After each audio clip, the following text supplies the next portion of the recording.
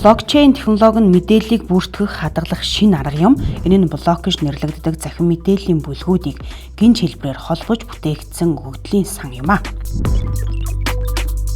Мэдээлэл нэг газар биш олон компьютерт зэрэг хадгалагддаг тул хэн нэгэн ганцаараа мэдээллийг хянах боломжгүй.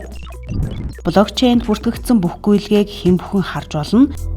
Криптографийн аргаар блокуудыг холбодог учраас мэдээллийг өөрчлөхөд маш хэцүү. Хамгийн түгээмэл хэрэглээ нь дижитал валют юм. Дижитал валют төлбөрийн систем, хувьцааны арилжааг блокчейн дээр суурилуулах боломжтой.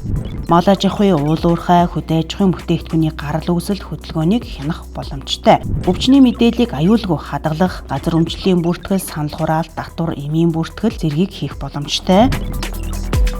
Үндэсний блокчейн технологи гэдэг нь тодорхой нэг улсын хэрэгцээ зорилгод нийцүүлэн хөгжүүлсэн эсвэл ашиглаж буй технологи хэлнэ. Цахим хөгжлийн нууц харилцаа холбооны яамнаас 2025 онд үндэсний блокчейн технологи хөгжүүлэхийг зорж байна.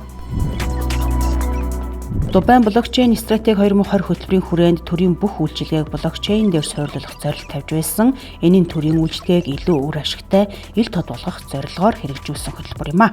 Blockchain based service network хэмээх үндэсний блокчейн дэд бүтцийг хөгжүүлж байна. Энэ нь компаниуд болон хувь хүмүүст блокчейн програм хөгжүүлэх, ашиглах хялбар платформоор хангах зорилготой.